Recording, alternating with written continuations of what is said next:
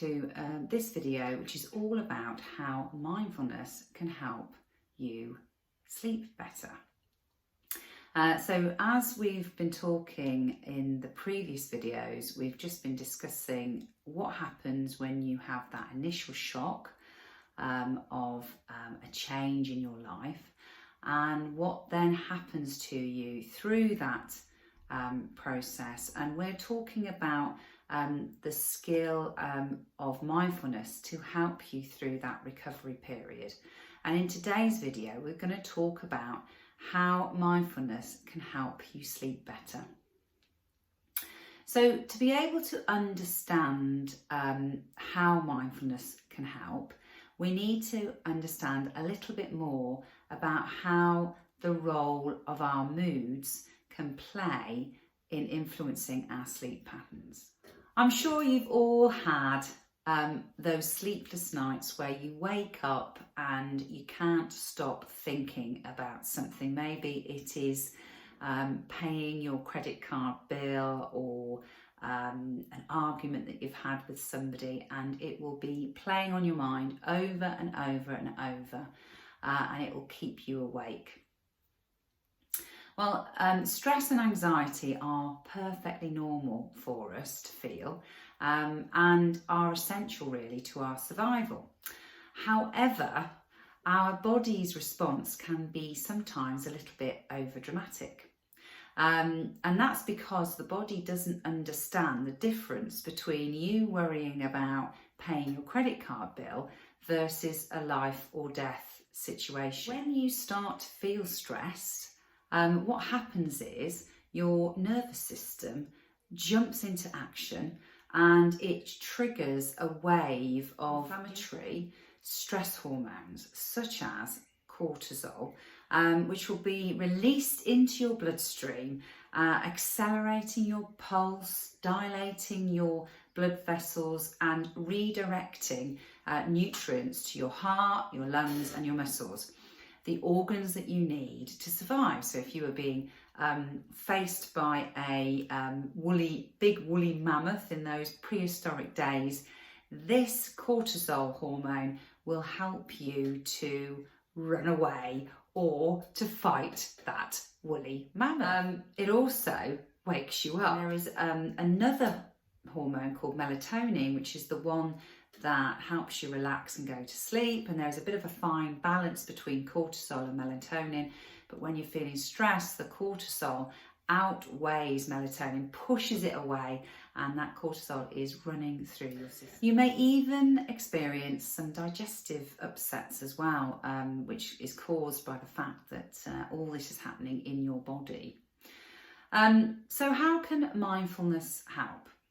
Well, mindfulness, as we've said before, is all about existing in the present moment. It helps you through mindfulness practices, as we did last time, to really regulate your thoughts and forcing yourself to be more present and aware of what's happening in your body. And this, combined with the breathing techniques, naturally helps you to become more aware of how you're feeling. An interesting piece of research was done in Thailand with some students between the ages of 18 and 20, and they had a blood test done, their cortisol hormone was measured, and they then went on to a 4-day mindfulness retreat. And when they returned, they had their blood tested again and found that the cortisol was significantly reduced by the fact that they had been meditating. So by reducing that cortisol hormone, you are reducing your stress levels, but you're also reducing that your nervous system jumping into. So over the last 12 months, I have had moments of struggling to sleep, and there are many things that you can do to help you sleep. But if you do wake up in the night and you are going round and round in your head with reoccurring concerns or worries, what you can do is you can write it down, and then you can practice the mindful technique that we did last week while you're lying down in bed, and that tends to help you switch off. But there are other things that you can do as well during the day that will help with sleep at night, and carrying out regular mindfulness during the day, maybe in the morning for 5 or 10 minutes, maybe after lunch. This also kind of, if you like, controls those emotional reactions you're having through the day. And it's also training you to be more present in the moment, which is also training you to switch that thinking brain off a little bit. So doing more meditation during the day will help. Doing meditation, mindfulness before you go to sleep. Yoga is also really good. Mindfulness is one thing that can help you sleep better, but there are other things that you've probably heard about that also make it a lot easier. One of those is to take away your telephone, your mobile phone, at least an hour before you go to bed. And making sure that you possibly even move away from the TV for at least 30 minutes before you go to sleep, read a book, whatever.